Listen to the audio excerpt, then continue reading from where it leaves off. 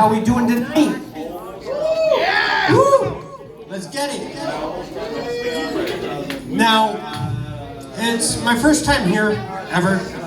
Well, technically second. I came in earlier in the week to talk to George. Not you, George, a different George. So, yes, the owner of the place. I always like to start off with a bit of an introduction about myself. I'm Kenny, alcoholic. I'm dead. Stop breathing. Thank you. It's fun. Can I please have another beer, Tasha? He's nervous. Nah, I'm good. It's like my girlfriend told me, George. She's like, don't you get nervous before every show? I said, yeah, I do. And she's like, well, why? And I said, well, I hope I never stop getting nervous. And she said, well, why is that? I went to Yuck Yucks last week, and it was a memorial for my puller. And I told the crowd, I said, I love getting nervous because there's two things you can do when you face nerves. You can either cower in a corner and do nothing and face a bit of failure, or you can turn that into gasoline and chase after every moment regardless of failure. So I'm here. And my first performance was at Yuck Yucks. Thanks, man. And it's because of my mom. Because I was growing up and things were tough, and she's like, Kenny, I always want to take you to Yuck Yucks. We got to go do something on stage. And I said, Mom, I know you belong in a circus, but should I really perform in front of people? And she's like, no, what I said is you belong in the zoo. Okay, I always knew I was an animal, but thanks for confirming that. But no, my mom was great. She passed away in 2023. And before she passed, I did promise her that one day I would give comedy an honest shot because she thought I was hilarious and a genius. But she called me Einstein because she thought I was brilliant. And it wasn't until 20 years later I discovered what sarcasm meant. Why do you always call your kid Einstein? Oh, because he's brilliant. One day he's going to catch on to that. No, I'm 35 and still haven't really clued in. But I did learn at a very young age a very important lesson in life.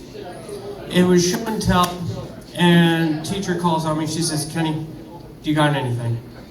I said, well, teacher, I don't want to disappoint you. I forgot it was show and tell. I spent a couple months up at my grandparents' house. I don't got anything to show, but I can tell you a joke. She said, okay, hit me. So I said, well, there's these two farmers. There's Mr. Leopard and Mr. Turtle. They need some fertilizer, so Mr. Leopard says, well, I got a guy, I can have him come by on Saturday. We both got a small plot, so we can split a load 50-50. Mr. Turtle says, fantastic, I'll see you Saturday. So Saturday rolls around, and Mr. Rabbit shows up, knocks on the door, Mrs. Leopard answers. And he says, hello, ma'am, is Mr. Leopard in? And she said, well, son, Mr. Leopard is in the backyard. And he said, okay, well, what about Mr. Turtle? And she said, well, young boy, Mr. Turtle is down by the well. He's like, fantastic, I got a job to do. Can you do me a favor and tell one of these two guys that Mr. Rabbit is here with the shit? I get home from school. Mom says, Kenny, how was your day? It was good, I think. Really? Did anything happen? No, I didn't get suspended. I didn't get detention. Nobody really bothered me. I had a good day. Yeah? You want to change your story? I kind of do now that you say it like that, but I don't know what to change it to. She said, well, why'd the teacher call me? Teacher call you? I don't know. I don't know. I arrange afternoon tea. Why? And he said, well, did anything happen at school? Oh, great. I'm getting interrogated. Well, I did tell a joke at show and tell. That may or may not have anything to do with this. And she said, what joke?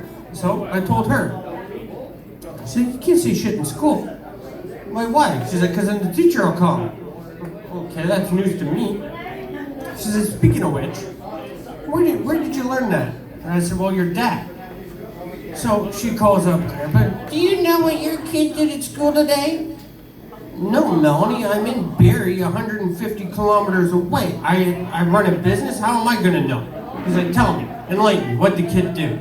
He's like, well, he told this dirty joke in class, and teacher called me, and now he's in shit. He's like, well, at least he learned he can't say shit in school now, didn't he? She said, well, that you have a point.